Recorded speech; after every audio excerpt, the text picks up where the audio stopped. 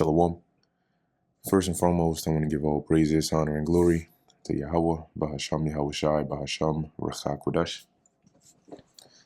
Double honors to the elders and the apostles of Great Millstone, and peace and blessings to the elect. And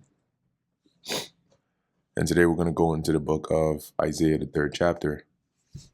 And as we see in this chapter here, Isaiah begins to continue with the message of the Lord, but now is more so on the judgment that's going to come, calling out the faults and the wickedness, right, that was going on from the women, right, in their arrogance and pride, to the rulers of the people, in their greediness and oppressive ways, all right, unto the consequences that would come upon them for that.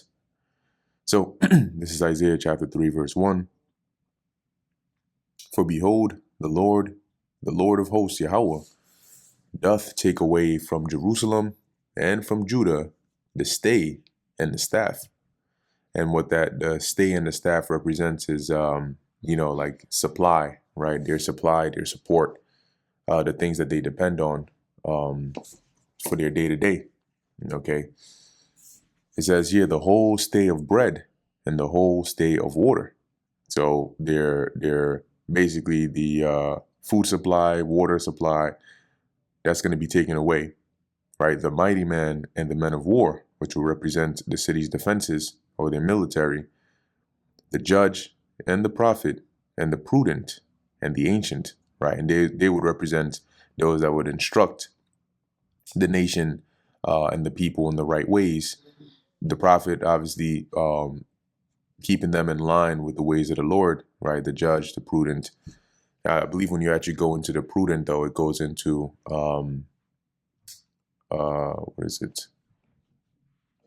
Yeah, Kosam, a diviner, right? To practice divination, it says, of false prophets. But in any case, these were people or different positions that would provide some form of guidance or information or insight to the people.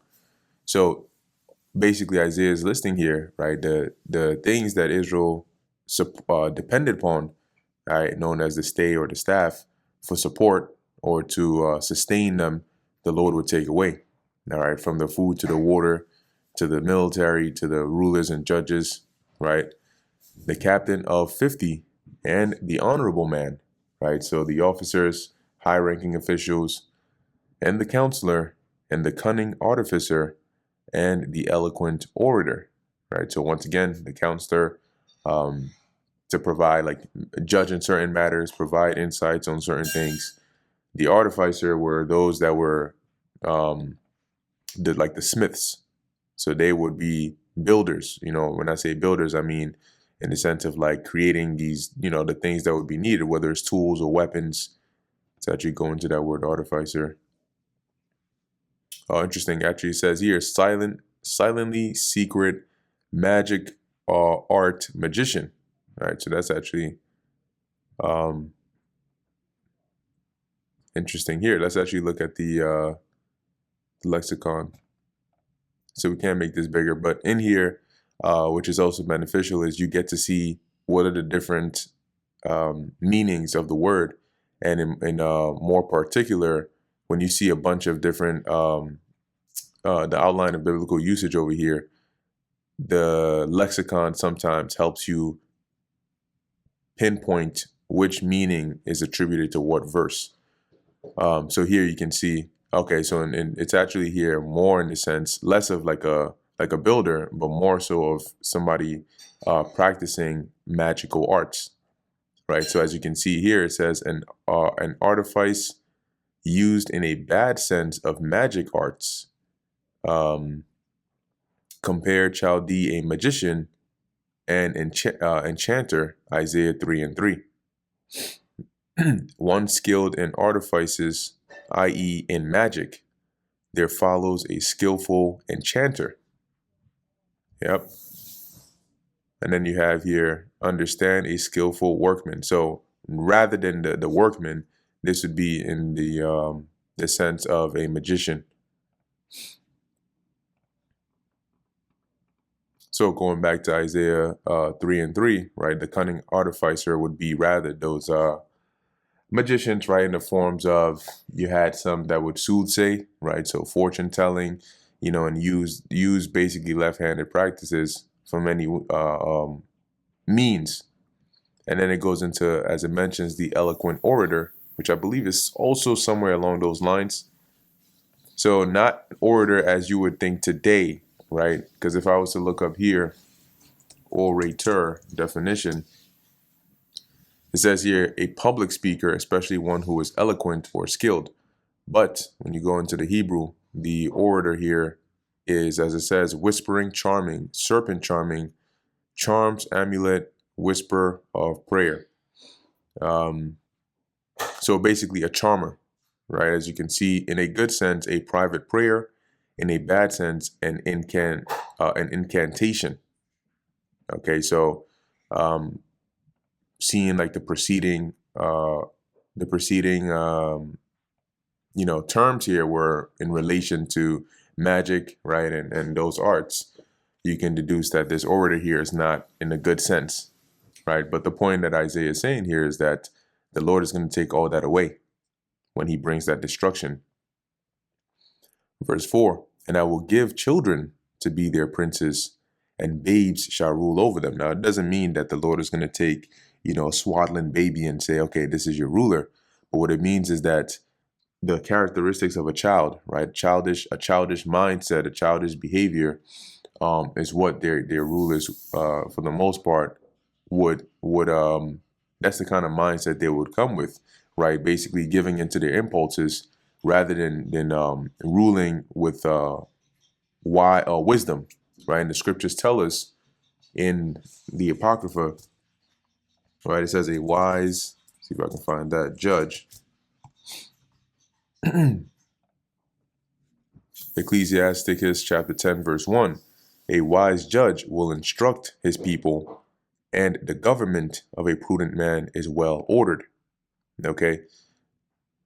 As the judge of the people is himself, so are his officers. And what manner of man the ruler of the city is, such are all they that dwell therein. An unwise king destroyeth his people, but through the prudence of them which are in authority, the city shall be inhabited. So on that point, when the Lord said here, right, via Isaiah, that he would give them children to be their princes, right, their nobility and their rulers and chiefs, right, and babes shall rule over them. It's along those lines, which is to say, like how an unwise king destroys his people, their rulers wouldn't be those that were prudent to lead them in the right way. And that would in turn lead to ruin, right? Decay, chaos, and turmoil within within Israel. And the people shall be oppressed, every one by another. So as you can see now, it's leading into the Lord first takes away your resources, he takes away your dependables, and then chaos starts to ensue, right? People start oppressing one another. As it says here, everyone by another, everyone by his neighbor. So from the oppression from the kings and the nobility to even between neighbors, you may have one that's richer or well off versus one that's maybe not so well off, and the one who is in a better position is then using his riches and whatnot to deal oppressively with the other because he knows he has the means to. And everyone by his neighbor, the child shall behave himself proudly against the ancient. And the custom of like respect was very heavy in Israel, right? The children knew their place, right? And the law even tells you if you have a disobedient child and the parents can't get through to them, they would bring the child to the elders and stone the child. So here, this is like the opposite here. The child behaving themselves proudly against the ancient being the elders or those that are older. And you always hear that saying, respect your elders, which even till today, you see effect happening amongst our people. There is no such thing as respect for your elders. I recall years ago there was a video of a dude stomping out an old woman on the I think it was on the 4 train, right? Like with his boots, had blood coming from her nose and everything. It's literally the opposite of respecting your elders, and that's what you see today, and that's what you were seeing back then, as the Lord said He would bring. And what all this leads to is a destructive environment leading to a destroyed people, and the base against the honorable. So the base being those that are in a lower position, behaving themselves proudly against the honorable, not showing respect, treating them as though, it's whatever, right? So in essence, a lack of order. Verse 6, when a man shall take hold of his brother of the house of his father, saying, Thou hast clothing, be thou our ruler, and let this ruin be under thy hand. Which is to say, things are going to get so bad that as all this chaos, that's what is meant by ruin, is taking place, people are going to seek for somebody to be able to bring order, right? So the example being given here is one seeking somebody of his household who looks like they're doing better, right? They're better off than the rest of the people, and trying to get them to bring order, right? To take that responsibility of providing for the people and instilling order again. That's why it says, Be thou our ruler, and let this ruin be under thy hand. So you basically take charge. Verse 7, in that day shall he swear, saying, I will not be an healer, for in my house is neither bread nor clothing. Basically, they're gonna turn it down because everybody's gonna be trying to fend for themselves, right? Saying that, look, I don't even have enough in my own house to take care of me and my family.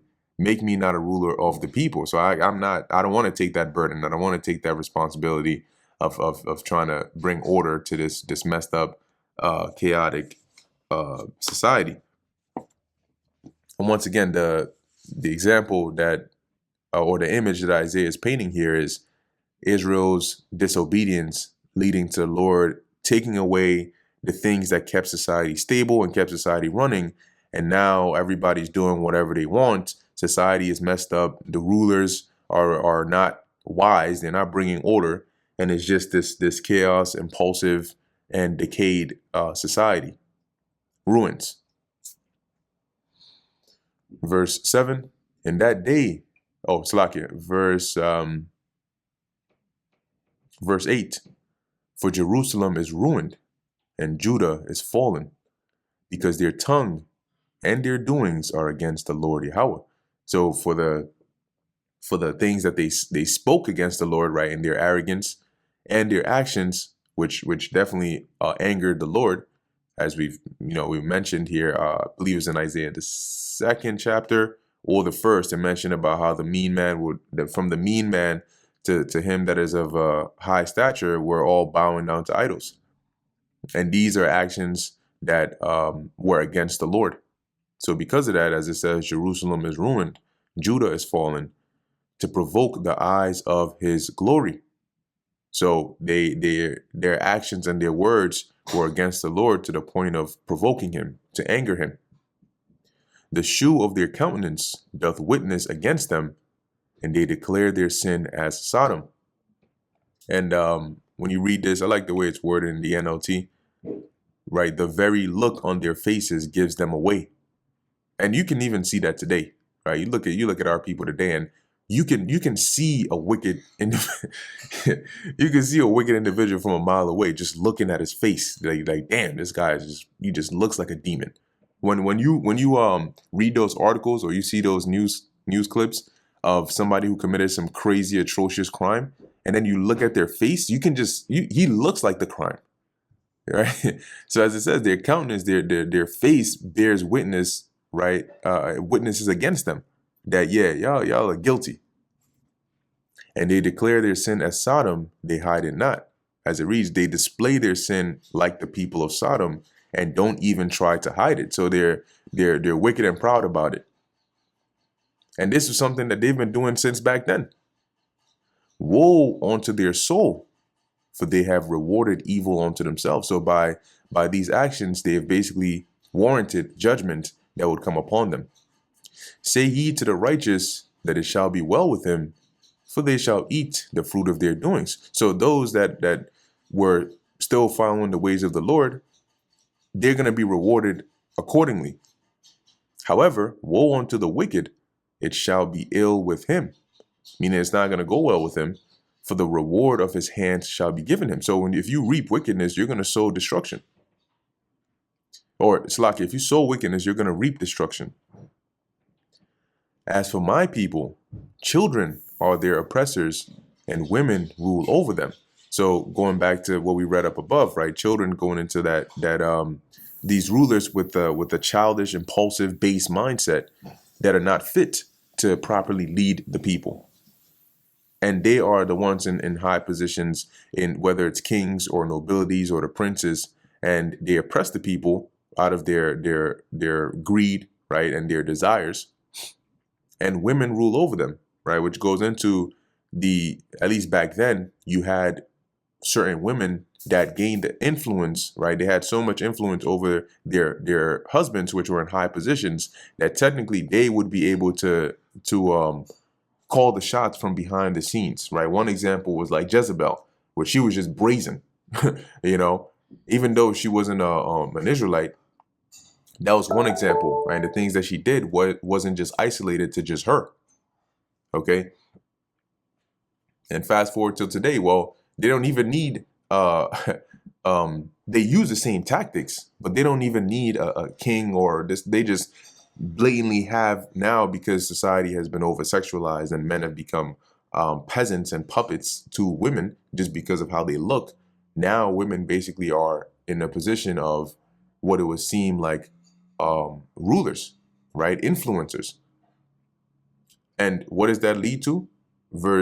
Continuing in the verse, O my people, they which lead thee cause thee to err and destroy the way of thy path. So the people that they looked to for guidance and leadership lead them in the wrong way, into error. It influenced you to go against the Lord and destroy the way of thy path. So the right ways that you should go down are basically destroyed, and they introduce to you a new way, which is that of wickedness. At least the end road of that is judgment.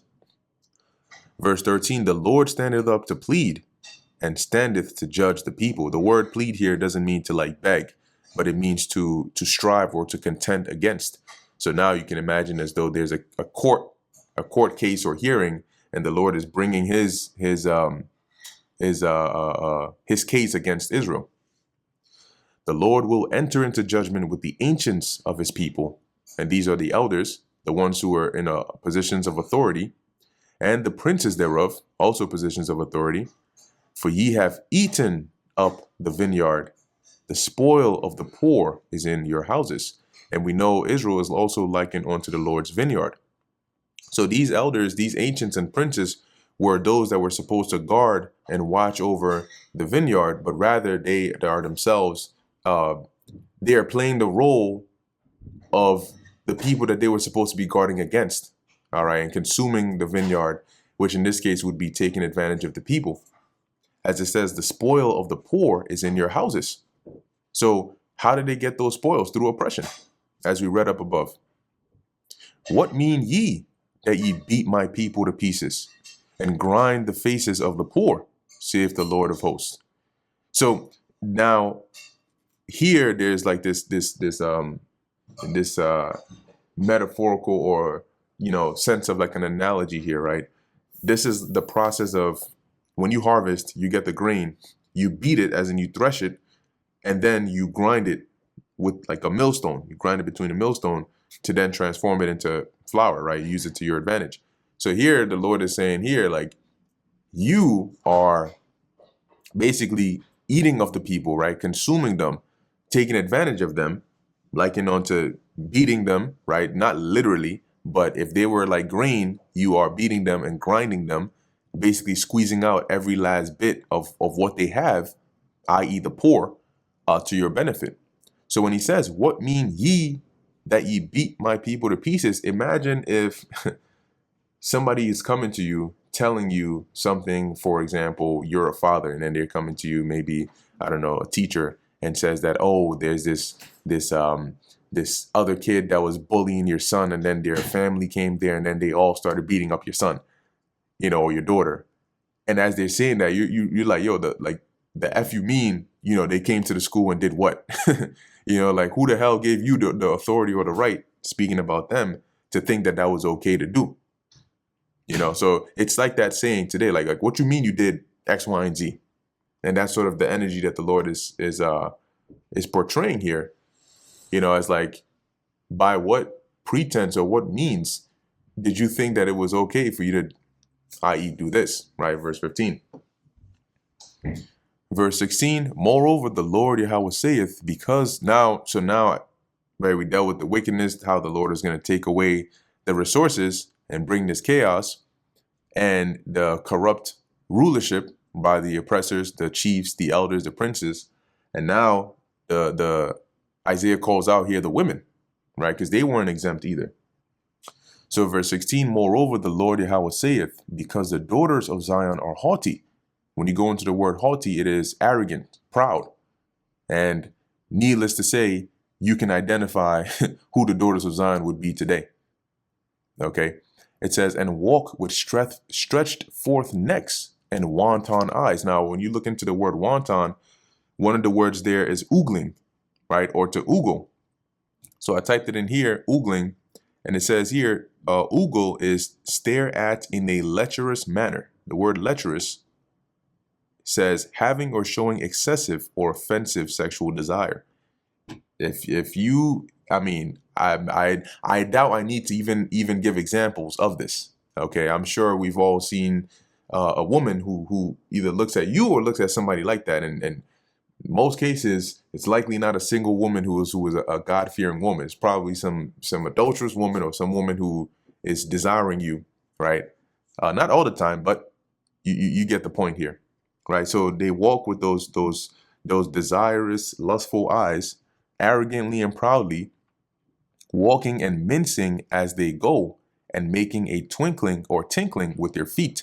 And when you look into that word mincing, right, it goes into, like I'd say, like a close example would be the modern day catwalk, right? If you ever look at those like beauty pageants or those little, catwalk shows, that walk, the way they walk that way is, let me see if I can find the, I pulled up a video here. I just typed in here catwalk style. So these are like some shorts, some YouTube shorts that will show you that sort of look, right? That walk, which is to basically attract attention, right? Is to portray yourself in like this desirable means, to either seduce or get eyes on you. All right, so I also looked it up here, like the comparison between like the modern day catwalk and mincing, and it says here, which this is on my phone, it says the catwalk style could be considered a modern example of mincing, especially if the walk is done with pride or for seductive display. All right, so that's what you see basically when you look at those shows, right? If you look at the catwalk, the modern day catwalk in those fashion shows, those models, as it says, often walk in stylized, attention-grabbing manner designed to highlight themselves and the clothing. This walk can be dramatic, seductive, or haughty, paralleling the description in Isaiah. So I'm not going to click on these to play them, but I will hover so you can see sort of how they are, right? So this is just one that I found here, but hopefully it plays. I didn't play the whole thing. See if I can mute it. Okay, cool. It's muted. So you'll see how they'll do that like one step, one foot in front of the other. The necks, you can see the necks. Yeah. Look at the necks, right? The stretch forth necks, the head tilt, the that arrogant, proud look. That's basically that attention grabbing walk, right? The hip, you can see that, right? The hip movements, the emphasis on that. Right, here's another one. So when they're on stage and they're doing this, it's that's the whole point. It's to grab eyes. It's to be like, damn, yo, she's really like, and this to promote, in this case, like marketing, clothing, whatever the case is. But obviously back then, that mincing, that stretch forth neck, those wanton eyes, that haughty attitude was that proud energy, right? And the tinkling with their feet was the anklets and ornaments that they would have on. Okay, and so they would basically use that as they moved, to sort of attract attention, rather than being more shamefaced and humble and following the ways of the Lord. And the problem here was they were doing this in wickedness, right? This would be, for example, people that are whether it's like a wife of a rich man, and she's in on his oppressive ways against the people, and she's living good off of that. So she has the means to go out dressed like this. She has a reason in her mind to be haughty and arrogant. She can look at anybody how she wants and desire anybody she wants, because in her mind, who's going to do anything to her or about it? So as a result, all right, as it says, verse 17, therefore the Lord will smite with the scab the crown of the head of the daughters of Zion, and the Lord will discover their secret parts. So now, the as a result, that long set of hair, believe it or not, at one point, the Judite women, the Southern Kingdom, right, so-called black women today, they didn't have to wear weaves and sew-ins and all of those. They had naturally long, beautiful hair. And when you look into the word scab in the lexicon here, I think it should be down here. Yep. So the one related to Isaiah 3:17, as we're reading here, it says to make fall off used of the hair by disease or scab, hence to make bald. So it's not necessarily that, the women just randomly started going bald, but over time, that ability to grow that long, nice, beautiful hair, at a quick rate, the Lord took that away.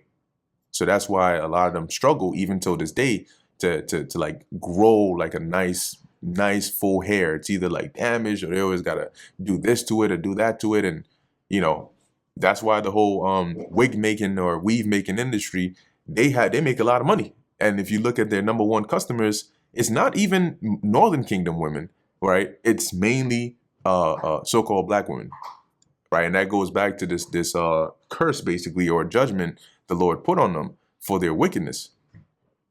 Verse 18, in that day, the Lord will take away the bravery of their tinkling ornaments about their feet, bravery going into the beauty, okay?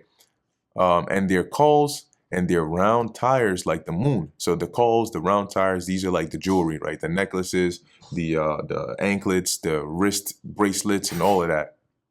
The chains and the bracelets and the mufflers. I believe the mufflers goes into like the veil, the head coverings, the bonnets, right? Also head coverings, and the ornaments of the legs, and the headbands, and the tablets, and the earrings, the rings, the nose jewels, the changeable suits of apparel, right? So all their different fancy outfits and all of that, the Lord is going to take all that away. And the mantles and the wimples and the crisping pins, right? When you look into all these, I'll pull them up real quick. Right, we have here the mantles, which here is like the over tunic, right? Once again, it's part of their attire. The wimples, a cloak, once again, part of their attire, and crisping pins. So we got here, right, a bag or a purse, right? So all of this luxurious lifestyle, right, that they had, these teats, the Lord said he was going to take all that away. The glasses, right, which goes into like because back then they had mirrors as well. Like they, it's not like they couldn't see themselves. When you go into the word glasses, I believe it goes into like that. Yeah, right. Tablet, mirror, flat, shiny ornament. And these are all the things that they cared about, right? Because it's all about how they look. So the Lord said he would take all that away, right? The fine linen and the hoods and the veils, all of those he would take away. And it shall come to pass that instead of sweet smell, there shall be stink. So all the fragrances, the oils, the beautiful, desirable things, both outwardly in terms of their looks And, you know, in terms of their smell, the Lord will replace that, take that away. And now there would be stink. Okay. Which once again is happening all the way till today. Talking about sit down winds and shit. If you know, you know. You probably wish you didn't. And instead of a girdle, a rent. So the girdle being like the satchel, right? That they would wear around the midsection. A rent. Okay, a rent here, it goes into like a rope, right? So now it's like the downgrade, right? Instead of having all those beautiful clothing, the girdle, the satchel, all that, now you're gonna be like almost in captivity, right? As it says, a rope. And usually it was when you wore your garment, it would be like you know, like children, like a little girl's nightgown, you know, that's like all like a robe that just hangs down. So the rope or the satchel would be to basically tied at the waist, so it's not just flowing everywhere. And instead of well set hair, baldness. And instead of a stomacher, a girdle of sackcloth, right? So, and a stomacher was like also a fancy piece of clothing, but rather than that, they would be wearing sackcloth. And burning instead of beauty. Okay, so instead of that, also when you go into the word burning, it's translated as the meaning to be branding, which once again lines up with like the concept here of being captive. That's why they would have sackcloth and wear a rent, right? And as it says here, instead of sweet smell, stink. Verse 25, thy men shall fall by the sword, and thy mighty men in the war. And her gates shall lament and mourn, and she shall be desolate, or she being desolate shall sit upon the ground. And that's ultimately, right, this manifested, you know, different points, but mainly if we're going from the time of Isaiah, it heavily manifested at the time of when the Babylonians came and took Judah, right, which consisted of the southern kingdom, captive into Babylon. Okay, so pretty much, right, this is the judgment, right, the calling out of the wickedness going on in Israel and the judgment that would befall it. And we can see here some of those curses that the Lord, you know, the Lord said he was going to bring upon Israel. We see follow them and pertain even all the way until now. Okay, so with that, that brings us to the end of the book of Isaiah, the 3rd chapter. Lord willing, this was edifying to the elect. In closing, I want to give all praises, honor, and glory to Yahweh, Bahasham Yahweh Shai, Bahasham Recha Kudash. Until next time, Shalom.